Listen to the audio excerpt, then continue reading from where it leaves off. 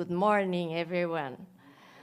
I came from São Paulo University. My name is Emiko Egri, and I'm very, very pleased to present you our morning opening conference is Rosalind Edwards. She is professor of sociology, social science, director of research, and co-director of the ESRC, National Center for Research Methods at the University of Southampton. She is also a fellow of the Academy of Social Science. Rosalind is a founding co-editor of the International Journal of Social Research Methodology and has published widely on qualitative research. She is also a co-author of a much downloaded review paper, How Many Qualitative Interviews is Enough? We read a lot. And her recent methodological book publication include Working with Paradata, Marginalia, and the Field Notes, the centrality of byproducts of social research. And another one is Understanding Families Over Time. And what is qualitative interviewing is the main published with Rosalind Edwards. So welcome, Professor Rosalind Edwards.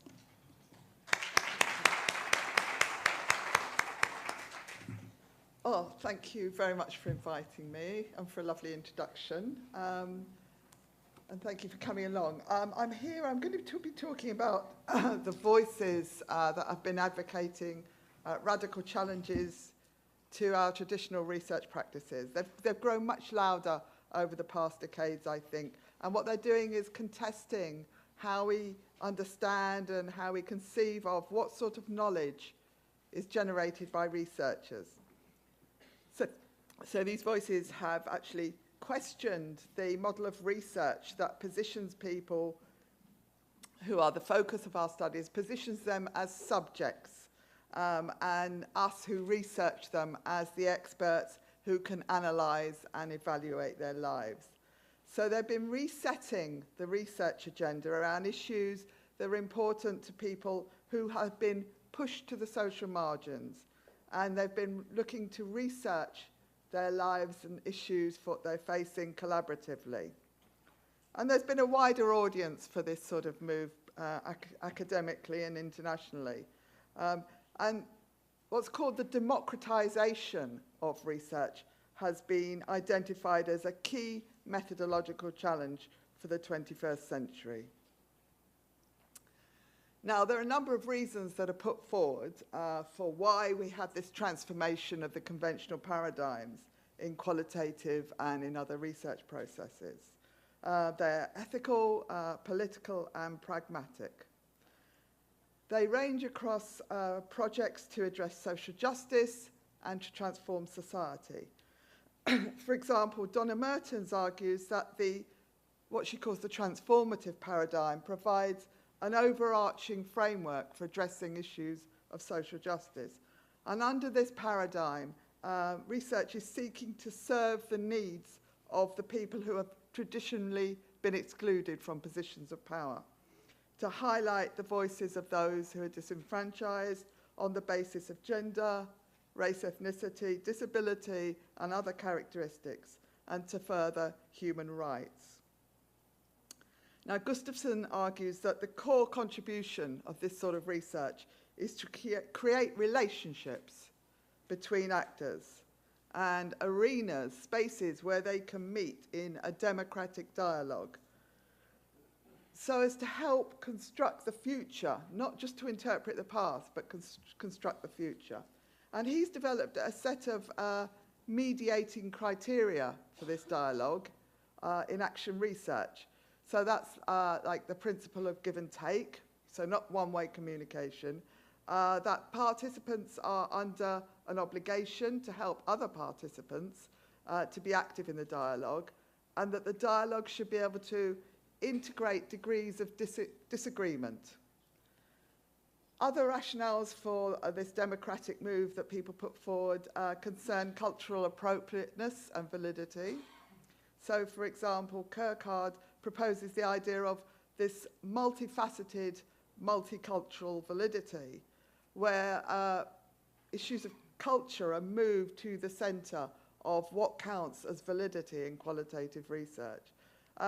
She refers to it as the correctness or the authenticity of understandings across these multiple intersecting cultural contexts. And that includes between the researcher and the research, and involves scrutinising, looking at the trustworthiness of judgments of merit, what's seen as good and worthy for all stages of the research process. Thirdly, rationales for this sort of transformative research also stretch to quite instrumental considerations around recruiting research participants and the need for research to demonstrate that it actually has an impact. Now, these sorts of ideas, these top three ideas up there, can be linked to theorizations around the issue of democratization. So theorists such as Ulrich Beck and Anthony Giddens have identified the emergence of these expectations of equal relationships and choices in our everyday lifestyles, and they've coupled that with calls for this sort of democratic dialogue that involves consultation and participation in decision-making. So this last one, this fourth one, may be echoed in the practice of social research. So what I'm going to do is just run through a range of alternative approaches to the conventional research paradigms. And then I'm hoping, if I've got time at the end, to point to some of the opportunities and challenges that might be on the horizon for us practicing transformative research methodologies. So a range of emancipatory approaches to research, which include and prioritise values of marginalised and colonised groups, that they've emerged internationally. They're seeking to change conventional relations of engagement, as I've said, in research. But they're more than that. They're seeking to fundamentally to transform the whole nature of research. And what they're trying to do is do that in terms of what counts as knowledge, who produces it, who owns it, who uses it, who benefits from knowledge that we produce. And they're doing it in terms of the nature of the relationship between researchers and the communities, whose reality gets privileged in our research, and what are the implications beyond that for wider social relations. Now, there's these range of alternative methodologies. They've got quite different foundations, but what they do share is a common aim of disrupting imbalances of power between the researcher and those they're researching on or with. The underlying philosophies that I'm going to tell you about, they bring insight to bear on shared sets of questions around who owns the research issues, who initiates them, whose interests is the research carried out in, who's got control of research, how are power relations and decisions negotiated in creating the knowledge, and who is the research for. So as I say, what counts as knowledge, who's transformed by it, and whose is the authority voice. So I'm going to tell you about these four distinct, but they're linked sets of approaches: inclusive research, co-production, decolonizing Indigenous, and feminist ethics of care. So, inclusive methodologies. Inclusive research, it's an umbrella term. It encompasses participatory and emancipatory philosophies, where the people who are the focus of research are involved in its design and in its conduct. And the methodological approach is aiming to ensure that the research is of concern to and benefits the research participants, that it reaches and it represents their grounded knowledge, and it treats them with respect. For example, my colleague, Melanie Nind, she's considered some of the challenges for inclusive qualitative research approaches in collaborative partnership project. She was involving academic researchers and people with learning disabilities in her work. And the wisdoms that they generated about doing inclusive research were about managing power dynamics, where there are researchers from inside and outside the academy. They've got different claims to authority. Your claim to authority as a academic researcher is different to your claim to authority as a person with learning disabilities. And while the people who were the participant researchers with her, with learning disabilities, they saw the extent to which research was meaningful to the people with learning disabilities and made their life better. That was what they saw as good quality research. From the academic's point of view, quality is marked by good evidence that's generated through good methods. So there is a distinction there about what counts as good research between the different participants. And Melanie and her colleagues developed a series of key questions that researchers who want to do good inclusive research should ask themselves, which they're listed there. I won't read them all out, but what they do is they concern relevance, involvement, respect, communication, transparency, benefits, reach, and so on.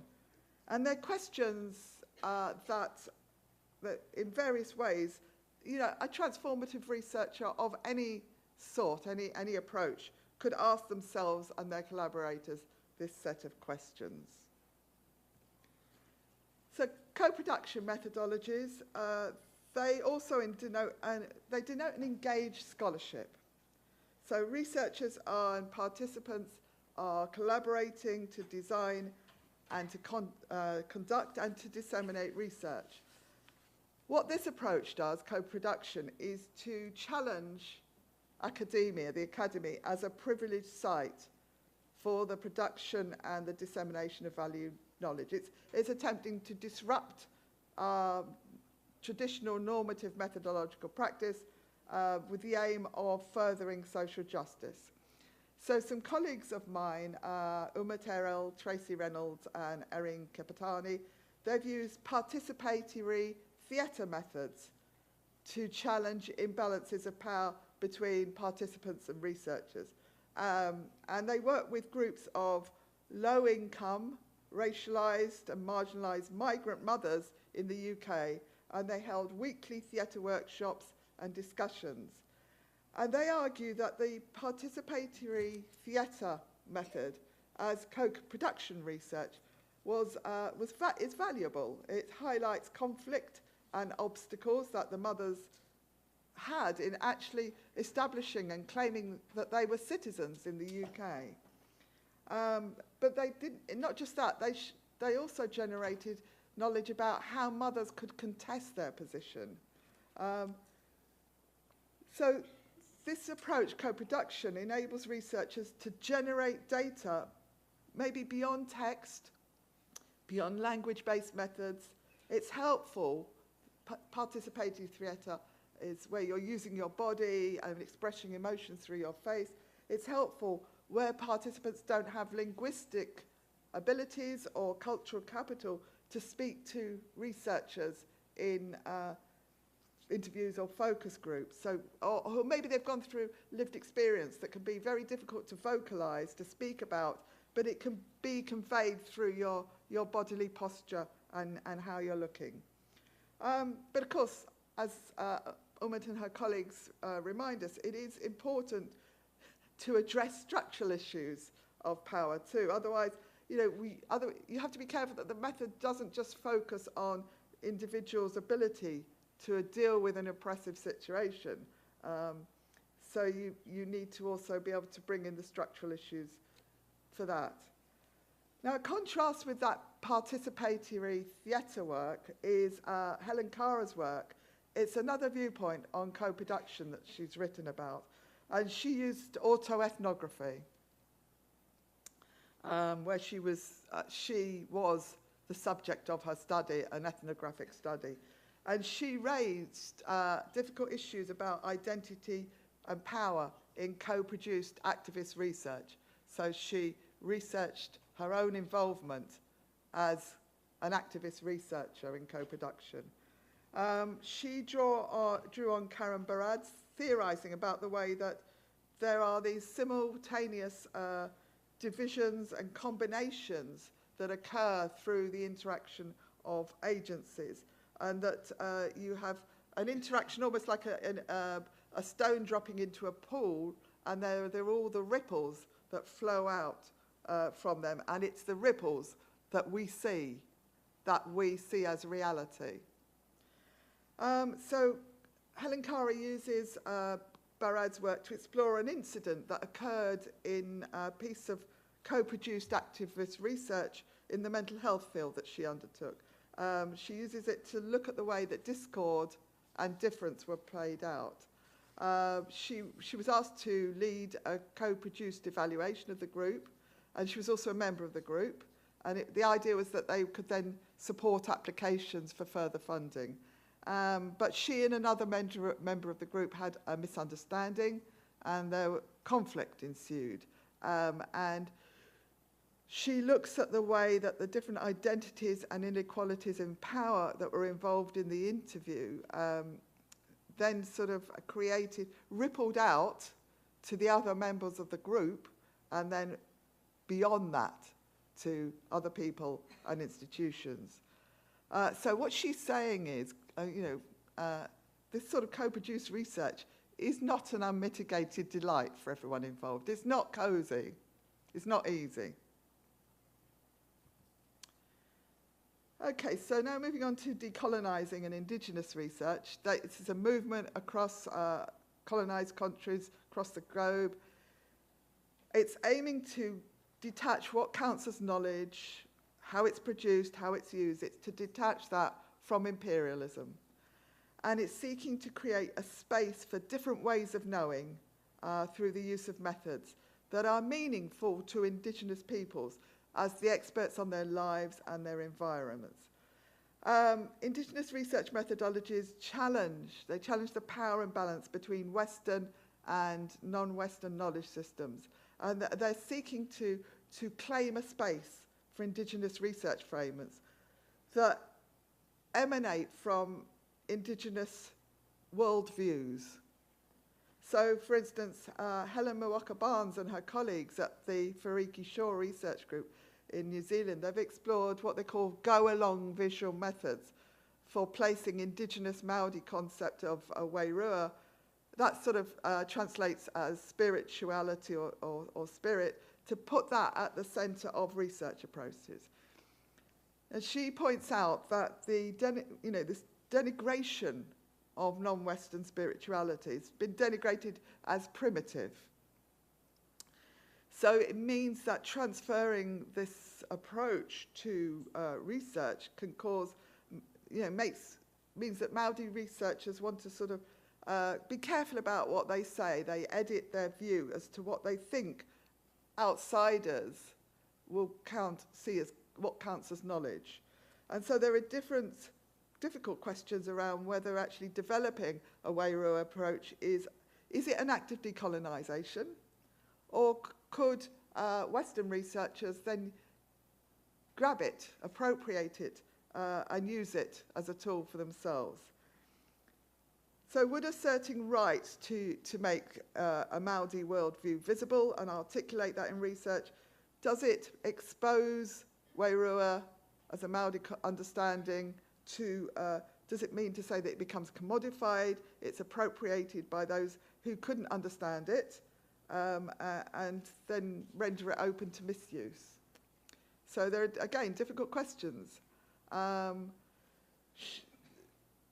So the research team of which my colleague Helen is part of, they don't want to just explain meaning theoretically and practically. They want to redress, they want social justice, they want to redress the denigration of wairua. They want to give it value as a research approach and as a way of understanding the social world. to bring the gift of spirituality, if you like, into the heart of the academy. I'm going to turn to another post-colonial and indigenous concept, which is Bageli Chilisa and her colleagues in Botswana. They've proposed an African-based relational approach to community engagement in the research process, using oral traditions and processes. Now, in a context where academic, I don't know what it's like in other national contexts, but in the UK we have quite a bit of money given to us if we collaborate with indigenous communities and knowledge holders in developing countries. But actually what happens is that we decide what research we want to do, contact someone in Botswana or another developing country and say, oh, would you like to do this research with me? And we've already defined what the research is about. So what Bageli and her colleagues have done is put forward a set of questions in the same way that Melanie Nine did for inclusive research. And this is a set of questions that people need to ask themselves. Now, again, I won't read them all out, but they concern local relevance, intention, political position, informing assumptions, and social justice. So Chilisa and her colleagues are proposing what they call a third space methodology, where you're balancing the sort of Euro-Western knowledge and democratic and social justice elements of it, and then you're combining it with the best of indigenous methodologies that have a decolonizing intent. So they draw on a relational African ontology, the self in relation to others, the spirits and environment that is the social reality for African indigenous people. And they argue that that has to be built into researchers trying to enact a democratic and transformative research process. And that every point of the research,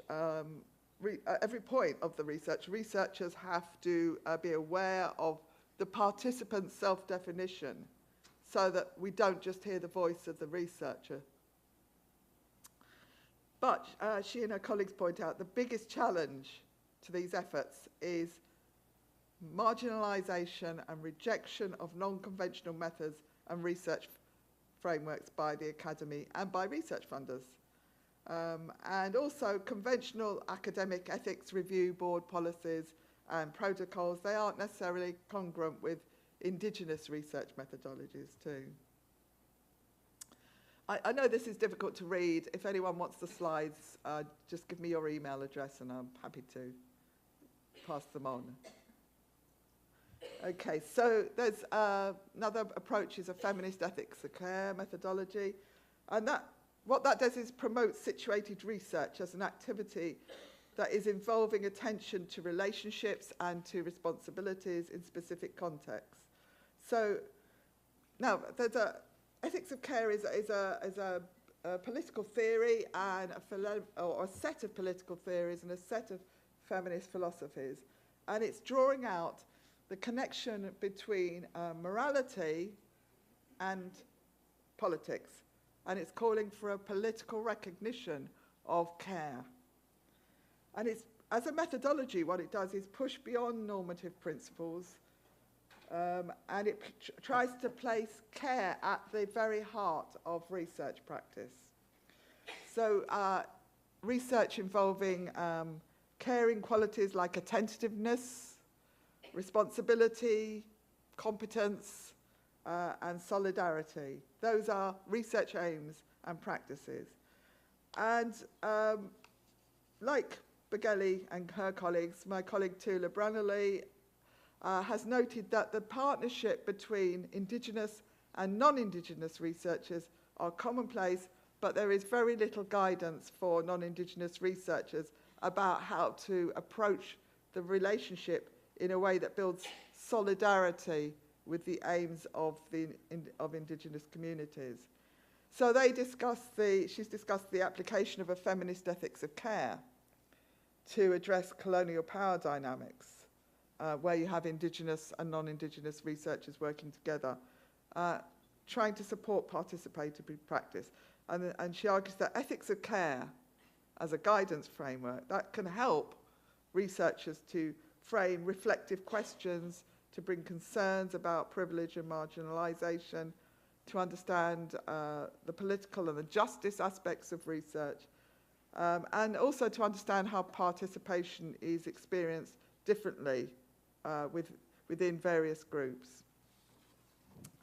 So it's clear that care, care is intended, if you intend to be caring, it's not necessarily the same it's not necessarily experienced as care by the people who receive it.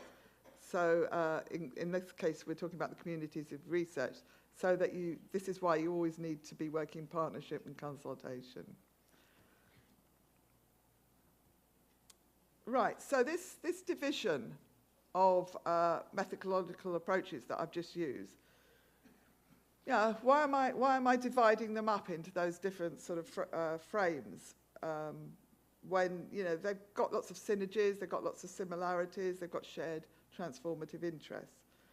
Now, in her text on, it's very influential, Donna Merton's text on transformative research and evaluation, and she says that the transformative paradigm is an overarching sort of umbrella.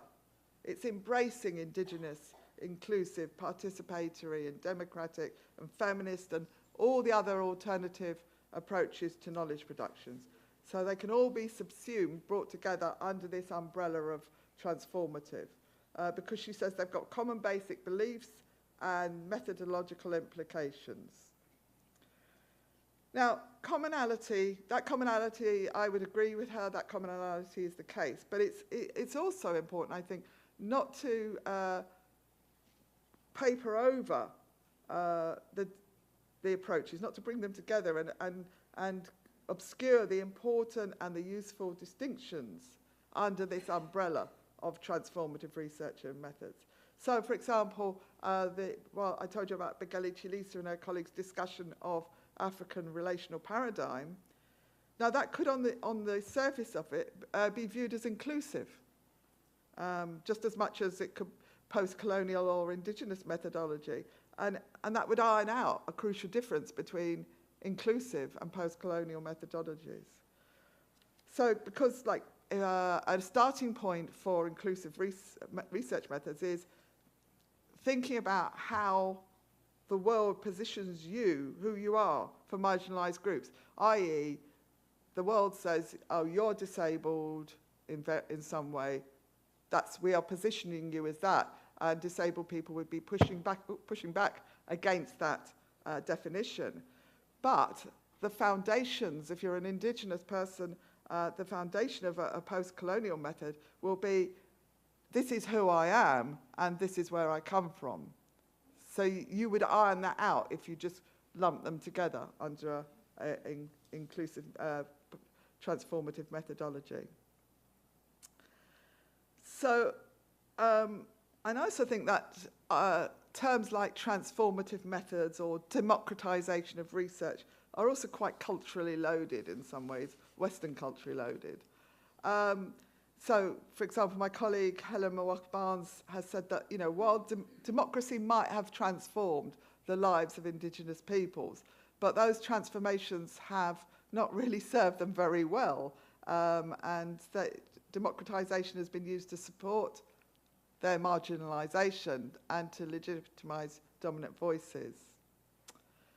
Also, Western notions of liberal democracy actually are built on, they're centred on individual rights to participation in decision-making. So the focus is on individuals owning their knowledge about their experiences and using methods that help them to voice their individual experiences. But that's not necessarily an Indigenous worldview of who owns knowledge and who should speak. So, for example, Begeli Chilisa mentions the way that for people of Southern Africa, the nature of actual being is captured in the phrase, I am because we are. And that's in quite a contrast to the individualistic approach of I think, therefore I am. So these sort of individually centred ideas can sit quite uncomfortably with the worldviews of more collective societies, where knowledge about experience and about traditions is regarded as being held by and having implications for the group and the environment as a whole. And accountability and responsibility are held in common. So I think it's worth keeping the distinctions between the approaches. Now, I noted right at the start that there's been this identification of democratic research practice. That's a sort of key move in the 21st century. But there are some developments that are in the context for social research that can be raised as a challenge for pursuing it. I don't know how much longer I've got. 5 minutes. Okay. Okay, so I think what I'll do is leave austerity behind, and I'll go straight into big data, since I think that several of you are interested in big data. It creates tensions, the idea of big data, it creates critical tensions for alternative approaches to research methodologies, to knowledge production, and to knowledge use. It's increasingly available, use of big data and computer technologies in social research, as we heard yesterday. And the background structuring frameworks of what knowledge gets collected, how it's analysed, it can cut across transformative, democratising approaches. But that's on the one side, it can cut across it. But on the other side, open access, the extent of data available, can also serve transformative approaches. So I'm going to look at that a little bit. Big data, actually, it blurs the boundaries between qualitative and quantitative research. What it does is it promises us qualitative analysis on a scale that was previously undertaken and usual to quantitative work. We can have large digital qualitative data sets.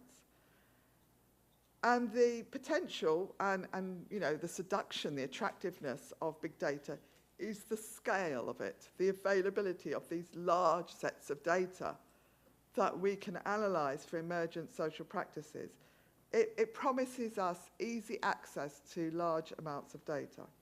So, as I say, on one hand, this can make data more democratic. Marginalised groups might be able to obtain material relevant to topics that they've identified as important to them, and they might be able to engage in analysis with transformative potential. So, for example, in the USA, Ruby Medenhall and colleagues have argued that big data and computation in the form of topic modelling and social and network analysis, that can counter the erasure of black women's history and intellectual contribution. So that's on one side. It can support social justice and transformative approaches. On the other hand, as many academic researchers who are working with big data point out, that as commercial enterprises realise the monetary value of this vast, well, they've already done so, they know the monetary value of this vast, ever-increasing information that they hold, actually access to it is shrinking now.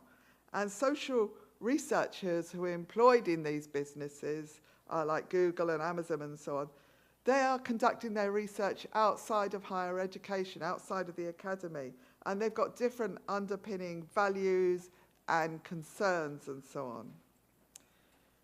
So what we do certainly face a digital future, but it's also certain that we are going to be faced with increasingly complex decisions and interactions on the digital stage. So we really do need to think about them. Transformative research is concerned with ensuring that people who experience marginalisation can influence research at every level of the process. to identify what it is that's important to research and how their community may benefit from involvement. But big data isn't contextualised, and opportunities for democratic research that are informed by context and by experience are removed. So transformative methodologies are immerse researchers within communities, undertaking relational work close up, but on the other hand, big data, that's been described very neatly, I think, by Dana Boyd and Kate Crawford as a gaze from 30,000 feet up. Big data can also give this sort of illusion of being produced in the wild as natural, as somehow if you sort of scrape Twitter data, you are provided with this unmediated direct access to people's beliefs and their experiences. But in fact, of course, it's just as socially mediated and constrained as any other form of data. So thinking that actually you've got this direct link straight into people's views, that sort of hides, it obscures the interpretation of human experience and the generation of social theory that's central to much social research, especially to transformative research, as I've tried to convey.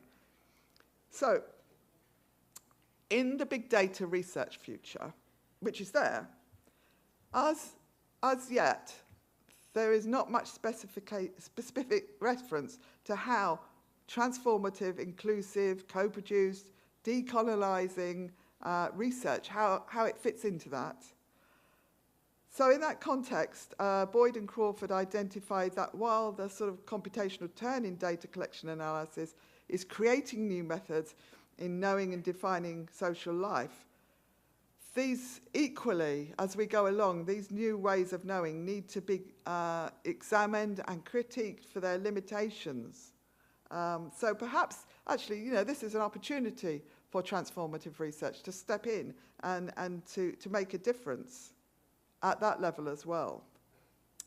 So, in conclusion, the contemporary context is throwing up new opportunities and challenges for us in developing transformative and democratic research practice.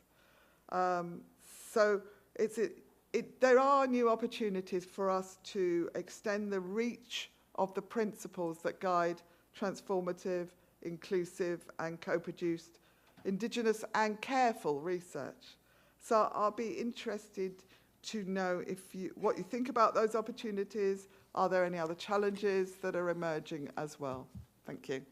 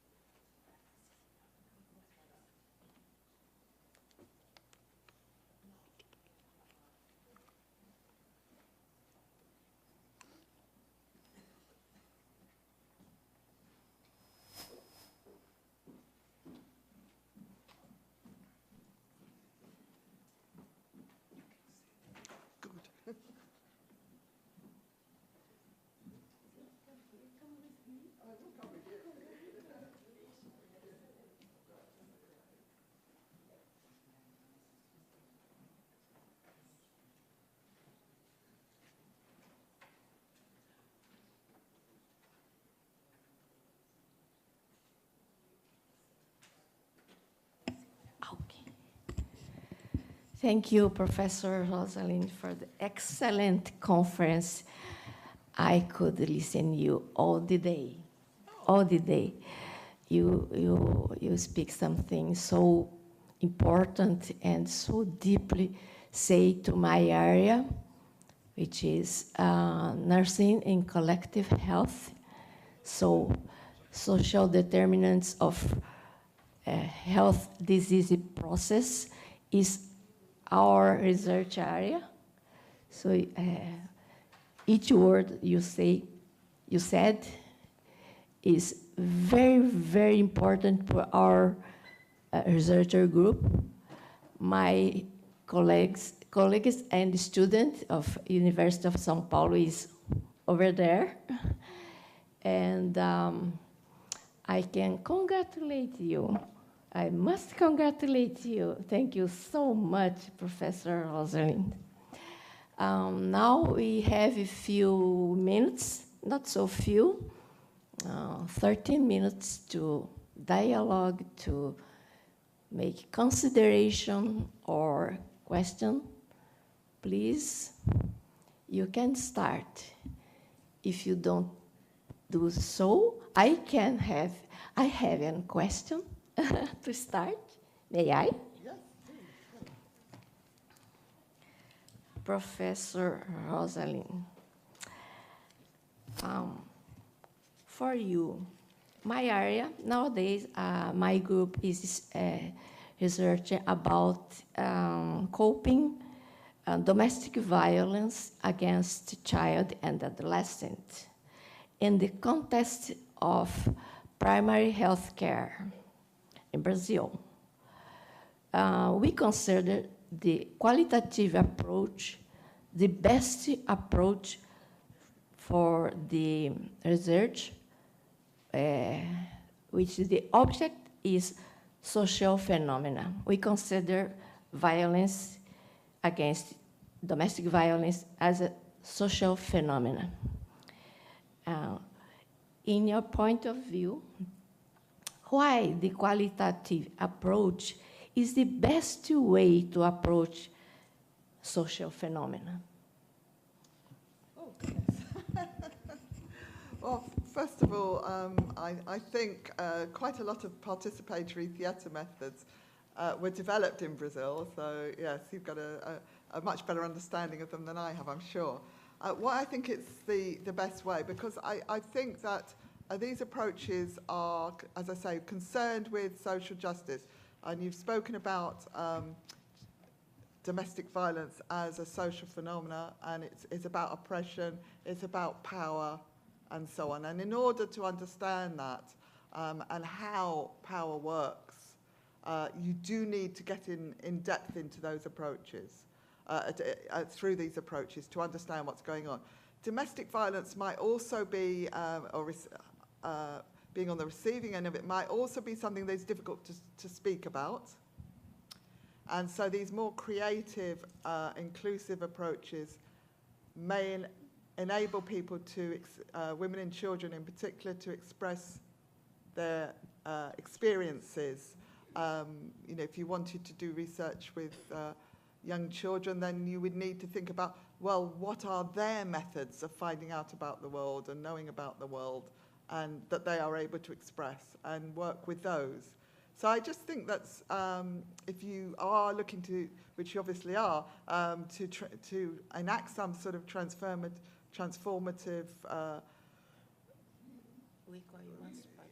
yes, then this is the way to go with it. It's thinking of the, it's very hard looking at, this isn't about domestic violence, but the project that I know quite well, because I was sort of one on their advisory group, was the migrant mothers in the UK, who they were able, out of their experiences, to construct a little play through the participatory research methods, which the mothers then could perform to policymakers to help them understand and have quite a lot of impact. In fact, they took this little play that they'd developed together in their participatory theatre workshops into the UK Parliament, so into the centre of power, and enacted the play to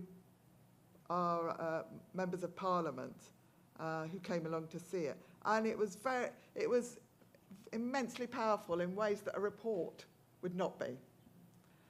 And it was quite, you know, there at the centre of power in the UK were these mothers who were excluded. It was quite emotional in many ways.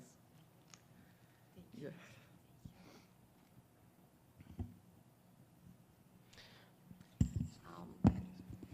I ask you to identify first the name and the country to before make the questions, please. Thank you.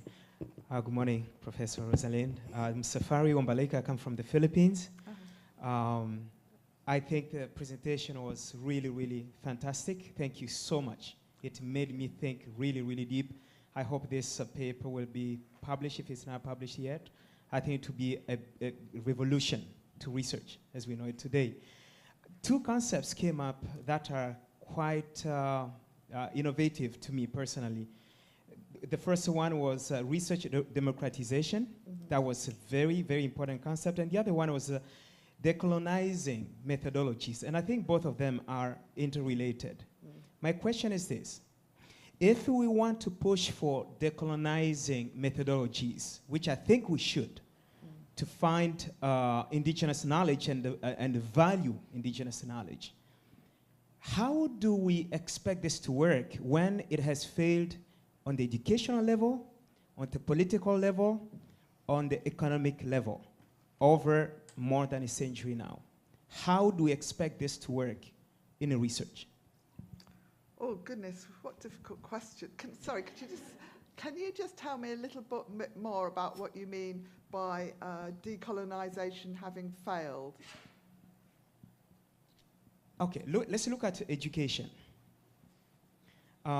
Today you find anyone who studied in a non-Western education system, when they go to a Western society education system, they will have the tendency to devalue the education that you got. Let's look at the economics situation. Colonization as we know it, let me speak from African descent, since I come from the African descent. It is true that the Western world left on the paper, but the Western countries, the Western system is still in Africa right now. It is leading, and a lot of the mess that is going on in Africa, you'll find that the fingers of the Western countries are there. Let's look at the political issues. Where are the African leaders made? They are not made in Africa. They are made in the West. So if we look at this as, the concept is beautiful, I like it. But how are we going to do, what hope do we have for this to work when it has failed in all these other areas? Yes, I see what you mean. Okay, thanks. That was really helpful in explaining what you mean. I would say that what hope do we have? Well, I like to have hope. And we are the ways of trying to make this succeed. So we are the way, we have offers of collegiality and offers of collaborative working from colleagues in other countries. So I'm working with different groups of Indigenous scholars because they are, good enough to see some value in working with me and trying to find this third space that we can work together in. And that's in our hands. It's in our hands of in trying to establish the value and the legitimacy of this sort of knowledge. And it's not easy, is it? It's not easy. There are real, as you've just demonstrated in what you said, real vested power interests. I mean, I know my lovely colleagues in the National Centre for Research Methods who undertake standard survey work get really jittery. The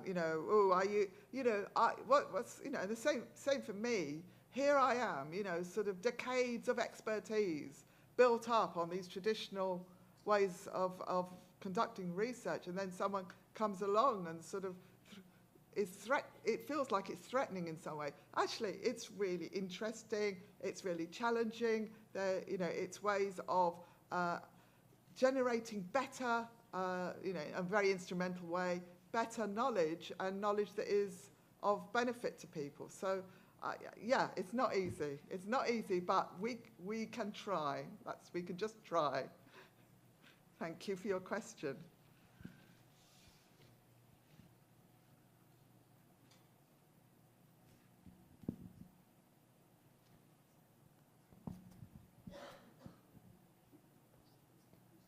Good morning. My name is Isabel, and I come from Portugal, from the south of Portugal. Thank you very much for your presentation, Professor Rosalinda. And if you don't mind, I just ask you something related with your last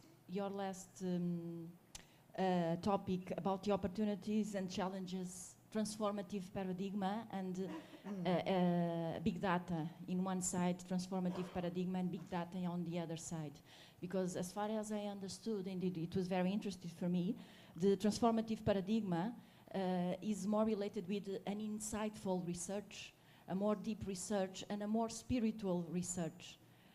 This is in a general, this is a general thought, because we need more and more to understand more the human behavior, and the qualitative approach really help us in order to understand more the human behavior. And then transformative paradigma make us think the research in a more spiritual level, how this can be compatible with the big data. And I know that this is the question that you made us think, and I thank you for that. But how is going to be in the future? Because in some way we are talking now in big data, but in another way we are talking more in small data too, because we have to transform the big data in small data. How is going to be the future?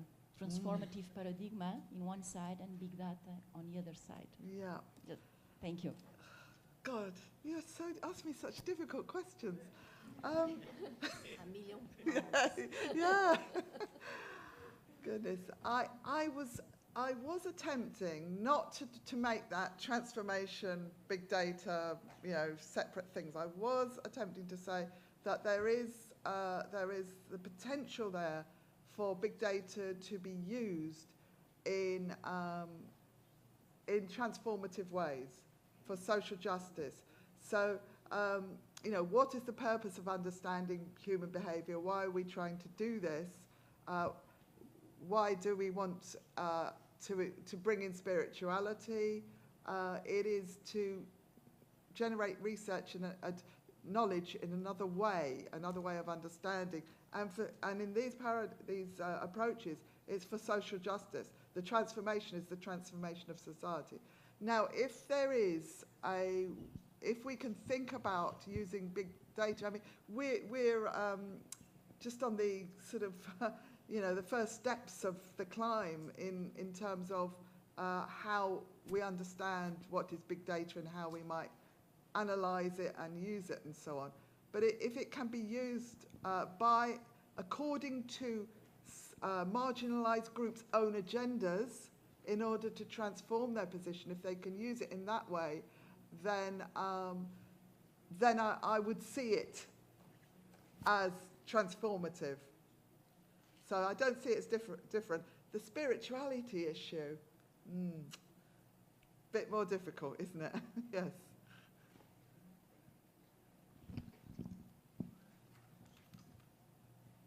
Hi, yeah. I'm Theresa Talley, University of Louisville in the USA. Thanks again for your wonderful presentation. It helped me understand why am I here, because when I saw the program, my paper is a little more theoretical and aligns closer to your presentation and gives a specific approach that has elements of everything that you said. So my question to you, because I was curious, when you say that we should not lump the approaches together, could you expand a little bit on that? Because the approach that I'm going to discuss later today has elements of all those approaches. I was curious to hear your view on that. All right. Okay, so I have, and I do myself, refer to transformative approaches, and Donna Merton brings them all together under this umbrella of transformative approaches, all these different ways of doing research that are concerned with social justice and different ways, acknowledging different ways of accessing knowledge and who owns it and what counts as knowledge and so on. So that is a useful way of thinking about them. I wasn't trying to get rid of it entirely, but they do come from if you bring them all together, there are aspects of each of them that you lose sight of. So, and the example that I was trying to give with the inclusive research about disabled people, that approach is about don't label us and put us under this category. We're very, and so on. Whereas for Indigenous people, so don't you say who we are. And for Indigenous people, it's about, it's slightly different. It's not in contradiction or whatever, but it's slightly different. It's about, this is who we are. So in my understanding, I always feel I'm skating on thin ice because I'm overviewing somebody else's worldview. So those sorts of things that are quite fundamental. I feel that it's important not to lose sight of those. In Indigenous approaches, as far as as my understanding, land is really important. The where you come from in terms of land is really important. Whereas and it can be important in other ways. In the co-production, when you're working, say, with marginalised migrant mothers, then land's important there as well. But it's not fundamental. So that's why I don't want to. I still think it's useful to keep their roots, their distinct roots. And I think also that these approaches are just being embedded. They're not entirely established. They're not entirely accepted. And somehow to sort of paper over the differences between them and lump them all together somehow sort of cuts them off before they've really established themselves. Does that make sense?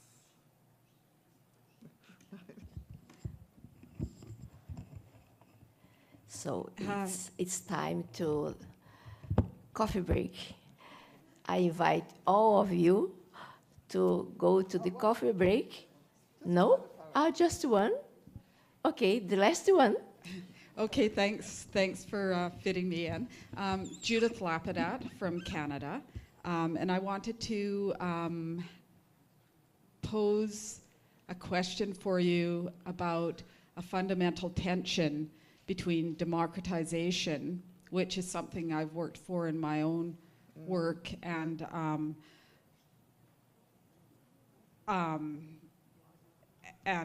taken a transformational approach in my own work. But and democratization opens the research process to many voices, but it comes with a fundamental tension for researchers, which is the possibility of decreased respect for academic expertise, knowledge, and methods, or even a disregard for that type of knowledge. And you talked about collaborative approaches and support for social justice and social transformation and ways of walking with people. But are there other pointers you can think of for dealing with this fundamental tension? Oh, yes. First, I just want to say I'm really pleased to be personally in the same conference with you. I know your work. Yeah, it is tricky, isn't it? And I do understand what you mean. And then sometimes I veer between, well, no, I am an expert, and I do have good ways of finding out about things. And also, the part of the decrease of respect for academic knowledge, I think, has wider,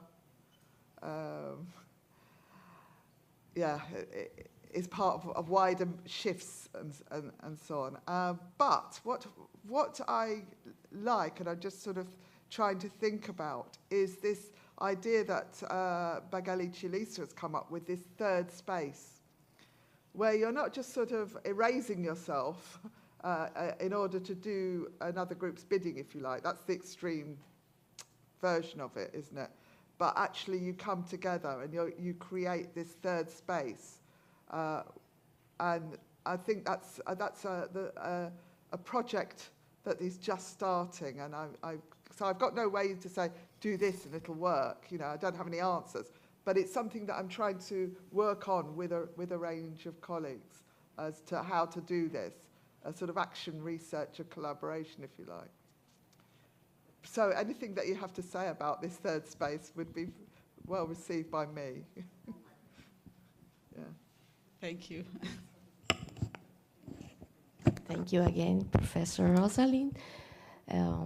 We are going now to coffee break, and you can talk with Professor Rosalind right there, okay? Thank you so much for this session, the conference, and the discussion.